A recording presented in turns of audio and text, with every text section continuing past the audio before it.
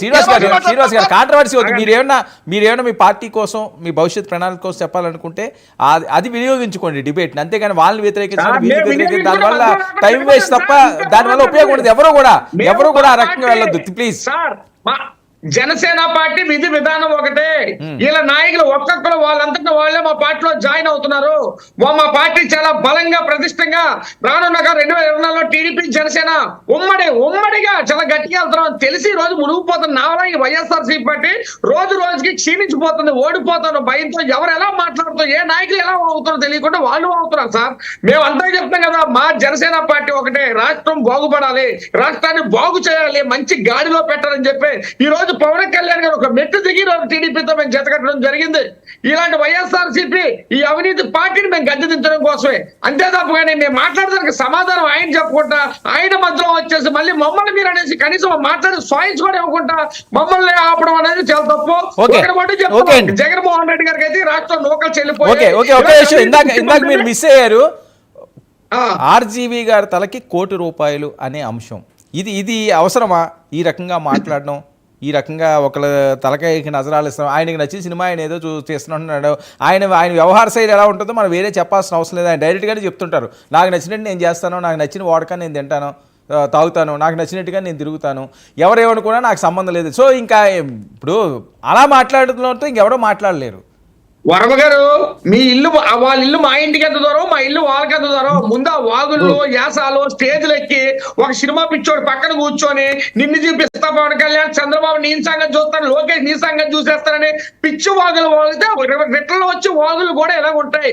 ముందు ఒళ్ళు దగ్గరెట్టుకొని మాట్లాడేటప్పుడు కొద్ది పద్ధతిగా మాట్లాడితే ఎంతటోడు కూడా గౌరవిస్తాడు. అంతేగా స్టేజ్ మైకి దొరికింది కదా, పిచ్చోడితో సినిమా తీసాం కదా పిచ్చి వాగులు వాగితే ఎవడో చూస్తూ ఊరుకోడు. వీళ్ళు డే 1 నుంచి కొడాలి నాని కంచి రోజా వరకు వరకు రాష్ట్రంలో బస్టు పెట్టే మాటలు కానీ, సభ్య సమాధానం సిగ్గుపడే మాటలు కానీ ఇవన్నీ తెచ్చింది మొదట వైఎస్ఆర్సీపీ. ఇప్పుడు చూస్తున్నాం వెంకటరెడ్డి గారు మనకు వైజాగ్ ఉన్నారని చెప్తున్నారు, దేనికున్నారు? ఓ ప్యాకెట్ గంజాయి పెట్టకి వెళ్ళారు, గంజా కొట్టడానికి వచ్చాడు.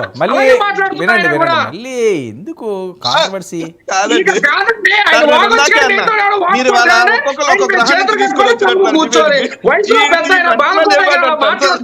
బాలకోట గారికి వచ్చి కూడా ఒక లేడీ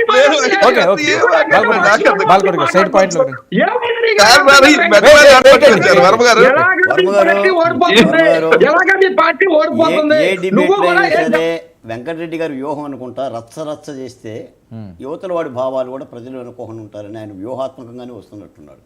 ఎందుకంటే వాడు గాడు పోకిరి అసలు ఆ విధమైన పదజాలాలు ఒక బాధ్యత కలిగిన అధికార పార్టీకి సంబంధించి ఈ 4 ఏళ్లుగా మాట్లాడుతున్నారు. ఆయన మార్చుకునేది కూడా ఏం లేదు. నేను చెప్పబోయేది ఏంటంటే రాష్ట్రం పరిస్థితి బాగలేని మాట యథార్థం. అందరం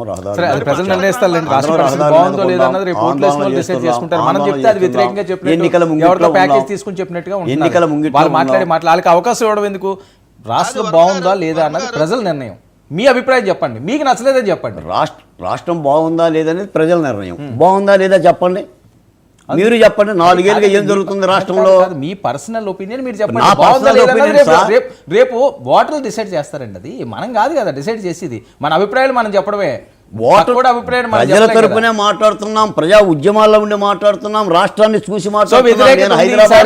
హైదరాబాద్ లో కూర్చొని మాట్లాడుతున్నారు, రోడ్ల మీద ఉన్నారు ప్రజలు, చేస్తున్నారు, ఆకలి కేకలు ఉన్నాయి.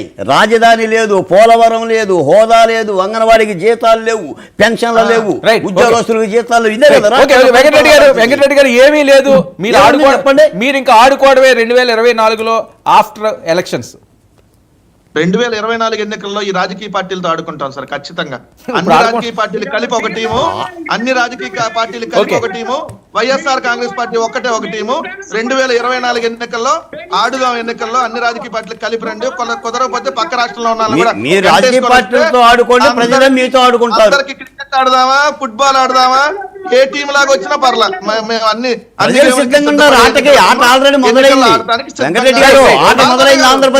గ్రహాల నుంచి మీ ఫ్రెండ్స్ కూడా తెచ్చుకోండి, వేరే గ్రహాల నుంచి మీ ఫ్రెండ్స్ మొదలైంది. ఆంధ్రప్రదేశ్ లో ఆట మొదలైంది కాబట్టి సీట్లు తిరుగుతున్నాయి ఎమ్మెల్యేలకి.